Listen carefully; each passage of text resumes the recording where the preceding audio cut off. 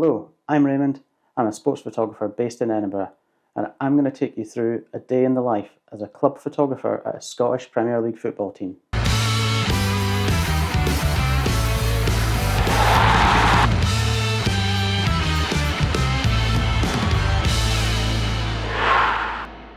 I've always really enjoyed the excitement and emotion of sports, so naturally it was something I gravitated towards when choosing the type of photography work that I would like to do. I first started capturing sports at lower league football matches and was lucky enough to spend a year with Stenhousemuir during their League 2 title winning season. After 140 years, Stenhousemuir are champions! For the 2024-25 season, I joined Motherwell Football Club as their club photographer. At Motherwell, my primary role was to capture images for the club's media team and to help tell the matchday story for their fans on social media and through the club's website. However, on match days, I also often receive briefs from the club's commercial department, supporter society, and other stakeholders that need to be completed during the day. For a typical match day, I make sure to arrive a few hours before kick-off to give myself plenty of time to be prepared for the day ahead. Once I've unpacked my equipment, my first job is to get shots of the team arriving at the stadium. For a home game, I get the guys as they walk down the street, sign autographs for fans, and then make their way into the main entrance of Fir Park. On away days, I usually get the team getting off the bus and then rush back into the stadium to catch them making their way onto the pitch before they head back into the dressing room to get ready for their warm-ups. These images are used on social media as part of the build-up to the game and also for summarising the story of the day after the match. After sending a selection of arrival images for the media team to use, I'll usually still have a couple of hours before kick-off. At home games, the commercial department might have a brief they need me to cover, like taking photos of the hospitality suites for next year's brochure, or the Supporters Society might have a request, for example covering a fundraising event. I'll also sometimes be asked to capture images for a particular project, like getting pictures of the TV camera positions for a document that the club sends to prospective players. At away games, I normally use this time to get images of the fans arriving, as well as general views and detail shots of the stadium to help give a sense of the atmosphere ahead of the game. After I've completed the pre-match briefs, I'll usually still have time to catch the last part of the warm-up. I use this as an opportunity to get my settings dialed in for the match and also to make sure that my gear is all set up and in the right place. By now, it's almost time for kick-off and for the action to get underway.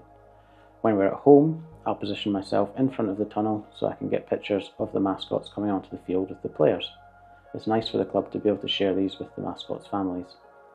Once the teams have walked out, I'll also get post pictures of the two captains, the referee and the mascot to mark the occasion.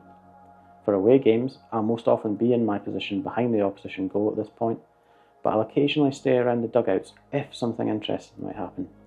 For example, it was Barry Ferguson's first home game in charge of Rangers when Motherwell beat them at Ibrox earlier this season, so I made sure to stay and get some pictures of Ferguson entering the home dugout for the first time as Rangers manager. At this point, I need to quickly get back in position so I'm ready for kick-off.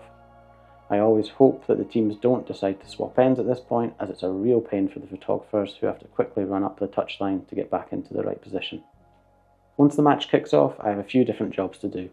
Firstly, I need to send action shots in real time to the media team for them to use in match updates and graphics at the end of each half.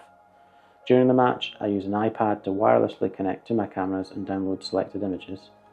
I give the images a quick crop if needed and apply preset before uploading them to the cloud for the media team to use. Getting the images out can be tricky if there aren't many breaks in the action or if the mobile reception in the stadium is poor. During the match, I might have a specific brief from the media team, for example to capture images of a new signing or a player who's having a milestone number of appearances that game. The commercial department sometimes also have a brief for during the match, like getting pictures of a particular client on the LED advertising boards or images for the various shirt sponsors. I typically try to get these types of images in the bag early so I can focus on being creative and telling the story of the match. Once I've got the briefs out of the way, this is the part of the job I enjoy the most, where I can forget about everything else and focus on making pictures that capture the action and atmosphere of the game. At breaks in play, if I think I've got a great image that I'll either want to send right away or will use later, I'll mark it using the camera's star rating button. By doing this, I'm able to quickly find the best images amongst the thousands that I'll take during the game. At full time, I might move to a different position depending on the result. For example, If we've had an away win, I'll get in front of the fans so I can get pictures as the players come round to celebrate. Alternatively, if we've lost, I might stay in position and focus on getting images of the players looking dejected as part of the overall match story. After the players have left the pitch, I'll start downloading the images marked with star ratings onto my laptop for editing. If we've had a particularly good result, I might also need to get a few images out straight away for the team to post on social media. If we're at home, I'll also get a camera set up with a flash, ready to do post-match pictures of the match sponsor and the player of the match for the commercial team. Once the post-match sponsor pictures are done and all the images are downloaded onto the laptop, I'll start a quick edit. The media team needs specific crops for the manager's post-match interview, the match highlights package, and the match report on the club's website. After this, I'll prepare 6 images that best summarise the day for the match story social media post. At this point, it's time to head home, get something to eat, and watch some TV. But the day's not quite over yet. While I've got my feet up in front of the TV, I'll edit everything for the club's archive and sort images into the players' Dropbox folders for them to use on their social media pages. And with that, the day's finally finished. I hope you've enjoyed this behind the scenes look at matchday photography with a Scottish Premiership football team.